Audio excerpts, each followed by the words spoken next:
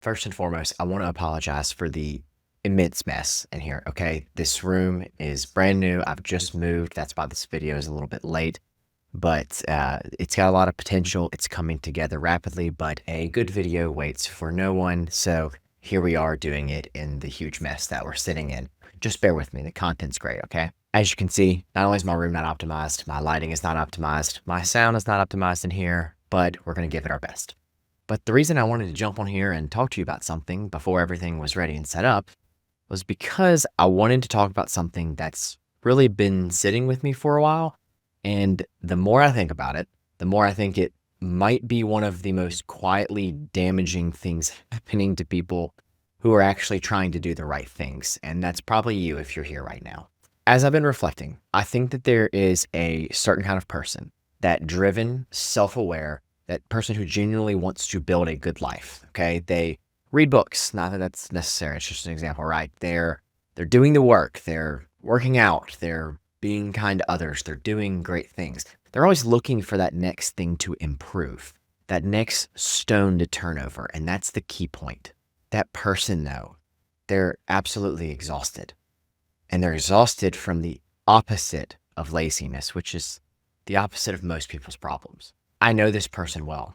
I've been this person, and I still catch myself slipping back into it sometimes. I don't think it's obvious, at least to the world, because it just looks like ambition from the outside. And I've started to recognize this more in myself and a lot of other people.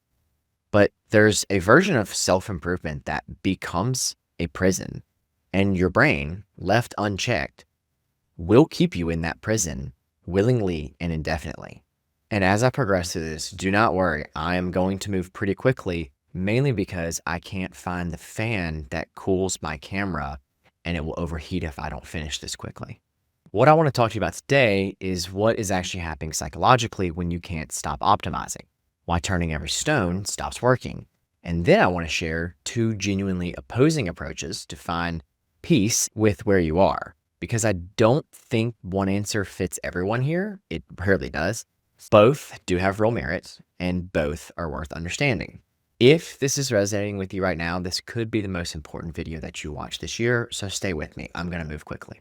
There's a concept in psychology called the hedonic treadmill, okay? The basic idea is that human beings are remarkably good at returning to the baseline level of happiness, regardless of what's happening to them. Good things happen, you feel better for a while, then you adjust. The target moves, and you start looking for the next thing. This was probably adaptive at some point, I imagine. You keep striving, you keep improving, you never fully settle. As we came up in a world where survival was dependent on constant improvement, that drive likely served a very important purpose. The problem is that drive doesn't know when to stop, and in a world where you can optimize almost everything now, it just keeps running. I've watched this in myself in a pretty specific way. There's a point where you achieve something that genuinely mattered to you. And instead of sitting in that, like really feeling it, the mind and your brain, it starts scanning again. Like, what's next? What still needs fixing? What's next on my to-do list? What could be better? And I've gotten a lot better at really enjoying the moment and enjoying the wins, because I went a very long period of my life with multiple master's degrees, medical school, social media achievements, this amazing, thriving career. And I was just like, okay, cool. Anyways, next. And that is no way to live. Trust me. 5 years, 10 years passes along, and you've built something real. You built something incredible, and you barely remember building it because you were always looking for what was still missing. That is not ambition. That is a defective thought pattern that is running on its own again and again. And if you need to hear that again, that is not ambition. So let's talk about stepping back. There's something that happens when you force yourself to stop and look at where you actually are. Not in a complacent way, but in an honest way. When I've done this, and I mean really done it, what I find is usually pretty surprising. The distance between where I started and where I am is much, much larger than I've been giving myself credit for. Because when you're always focused on that gap, you stop seeing the ground that you've already covered. And I'm telling you, like, that's just no way to live life. Like, I think we built this hyper optimized society when really we were probably just supposed to sit around and smell the roses. When you actually start seeing this on a regular basis, there's this very settling feeling that happens. And this kind of whole body feeling and energy comes back online that you were suppressing and was being drained by the constant striving. What I've noticed both in myself and watching other people is that this isn't just like a feel-good exercise. People who can genuinely acknowledge how far they've come tend to move forward with more ease, like less friction, less white knuckling. It's as if like finding this peace actually freed up the path moving forward. This is a very real process. And I feel like things happen in my life so much more naturally and more effortless now that I'm adopting these strategies. I guess the best way I can describe this is progress made from a place of being grounded looks a lot different from progress made from a place of chronic dissatisfaction. And I think more people need to hear that and more people need to think about it.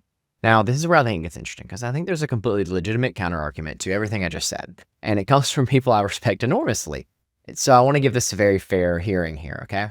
The Stoics had a practice they called negative visualization.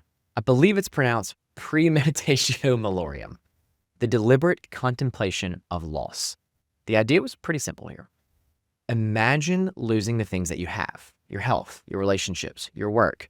Sit with that image very seriously, not as a catastrophizing exercise, but as a way to genuinely understand what you actually value, although it kind of is a catastrophizing exercise.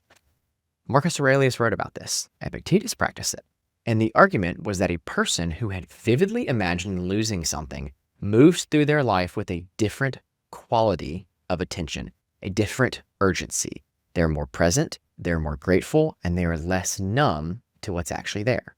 More recently, I have seen people like Huberman talk about this in more of a modern context. That's actually what introduced me to this, even though I've read plenty of Stoicism. I had not heard this concept before. The research on motivation suggests that for certain people, and in certain contexts, imagining the absence of what you're working towards actually sharpens drive more effectively than positive visualization does, which I think is really interesting. I don't think I'm really one of those people, but interesting nonetheless. There is something very real about this approach that I find hard to dismiss, because gratitude as a concept is easy to talk about, and we usually talk about it in a very positive light. But negative visualization is one way of actually accessing it rather than just performing it, I guess. So which one is right?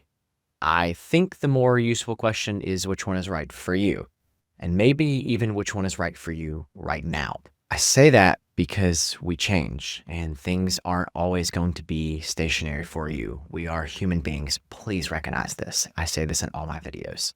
It feels like every day I find myself becoming more and more like my attendings. I used to have an attending in residency who would look at me, and every time you asked him a question about a patient, he would say, "It depends." And we're not taught normally that it depends, but he's right. It does. I say all of this because I don't think these things are actually opposites. Stepping back and acknowledging how far you've come and sitting with the imagined loss of what you have, both are pointing towards the same overall thing. Presence.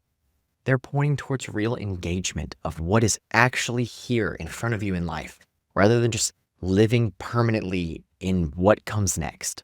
The person who can do either or both of these things well, genuinely, not just as a mental exercise, has developed something that most people chasing optimization never find. They develop a kind of relationship with their own life where they are actually in it.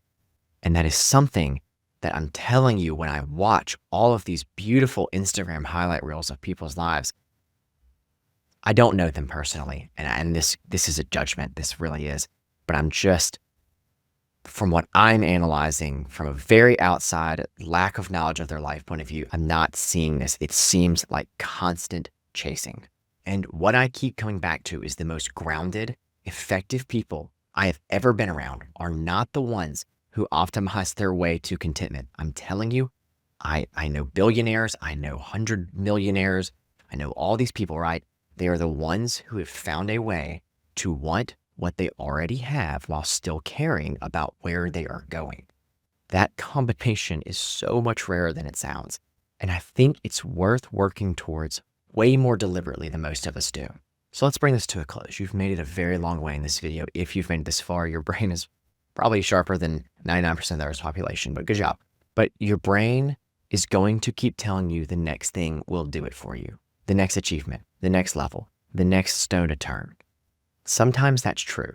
Growth matters a lot. Ambition matters. I don't want you to be stagnant in life. But at some point, the story your brain is putting out and is telling you about what happiness requires starts costing you the very life that you were trying to build. And if that sounds dramatic, good. It was meant to be. What I'm trying to do in this video is help you see this concept clearly enough to do something about it. I talk more about this concept and many, many more about how to live a fulfilled life in its entirety, in my opinion. And I've built frameworks around this, things that are way longer than I can discuss in a single YouTube video here. It's about how I actually think about performance, peace, and what a sustainable, good life and overall health and diet and exercise look like. That is what I put in my book, From Dole to Doctor. I usually have it sitting on my desk, but it's a little farther away now because I haven't got it fully moved in. This is the book that I spent over 3 years to try to get to you about how I taught my brain and body to thrive and how you can too. It's a step-by-step guide. The reviews and people say it is written like a very knowledgeable friend is talking to you. And I love that because that's what I went for. If you like my YouTube videos, you'll probably like how I word things here. It's in all formats on Amazon. You can check it out. I will link it in the description for you. And if that's not for you, if you want a free 30-day blueprint that is completely free for you, you can check that out too. I will drop that in the description as well. I'm trying to meet you with where you're at. If you found value in this video, if you enjoyed it, please like, comment, and subscribe. Hit that notification icon. It will notify you when I post a new video. I post one every week, although this one was a little bit late, but there's been a lot going on with the move. And I don't want you to miss another life-changing video like this. And please, again, if you found value, share this video with a loved one. It's completely free, and it's the least that you can do to help someone that you care about. And as always, I'm Dr. Matt Jones. Thanks for watching, and I'll see you in the next one.